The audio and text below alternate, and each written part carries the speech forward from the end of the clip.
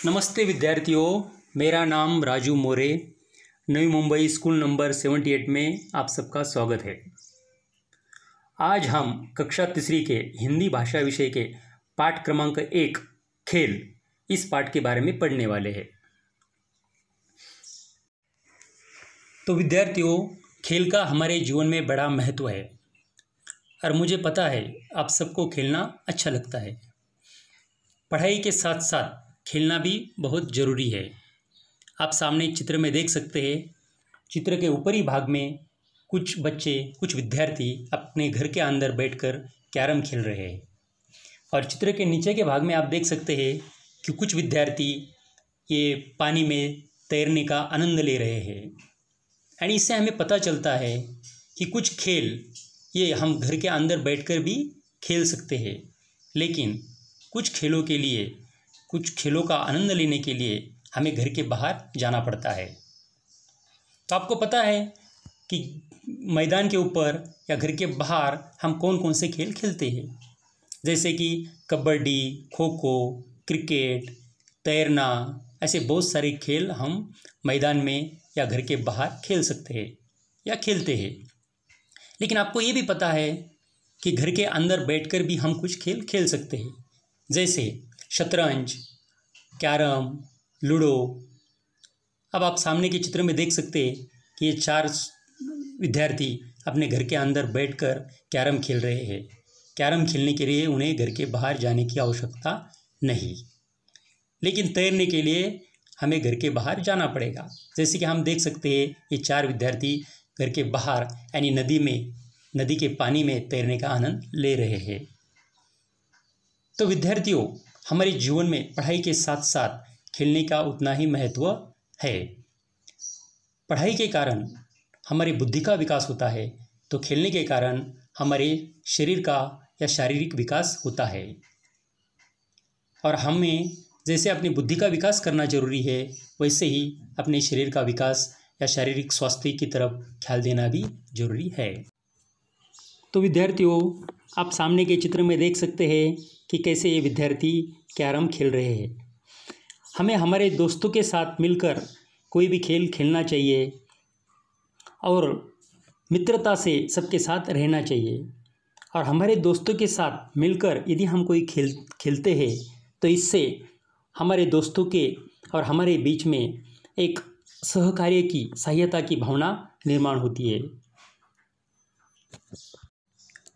तो विद्यार्थियों, हम इस चित्र में देख सकते हैं कि इस चित्र के नीचे के साइड में लिखा है, बनेगा स्वास्थ्य जब खेलोगे कूदोगे, होगा विकास जब पढ़ोगे लिखोगे। यानी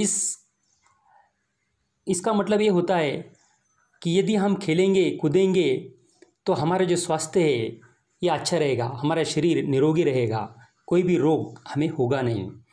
और अब यदि हम पढ़ाई करेंगे तो हमारे व्यक्तित्व का, हमारी बुद्धि का विकास हो जाएगा। इससे हम हमारे जीवन में प्रगति कर सकते हैं। इससे हमें ये समझ में आता है कि पढ़ाई के साथ साथ खेल का भी हमारे जीवन में उतना ही महत्व है। और हमारे दोस्तों के साथ कोई भी खेल हम खेलते हैं, जैसे carrom, ludo, cricket, kho kho, kabaddi, ऐसे बहुत सारे प्रकार के खेल होते हैं जो घर के बाहर खेले जाते हैं और कुछ खेल घर के अंदर। लेकिन हमारे दोस्तों के साथ मिलकर हम जब खेल खेलते हैं तो इससे हमारे दोस्तों के बीच में एक सहजता, एक दोस्ती का भाव, एक मित्रता का भाव निर्माण होता है। और दोस्तों, विद्यार्थियों, किसी भी खेल में कोई भी हारता है या कोई भी जीतता है, हमें इससे कोई फ़र्क नहीं पड़ना चाहिए। कोई हारे या जीते, हमें सिर्फ खेल का आनंद लेना चाहिए। और यही भावना हमें खेल खेलने से पता चलती है और हमारे व्यक्तित्व में विकास होता है।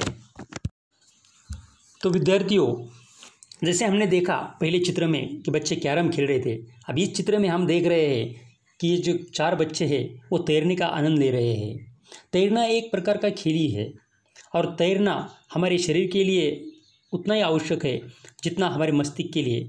इससे हमारा शरीर स्वस्थ रहता है और हमारा जो मस्तिष्क है वो भी फ्रेश रहता है। और ये तैरना एक प्रकार का खेल ही है। लेकिन विद्यार्थियों, तैरना एक ऐसा खेल है, एक ऐसी कला है कि उससे हमने पहले प्रॉपरली सीखना चाहिए और सीखने के बाद ही उसका आनंद लेना चाहिए।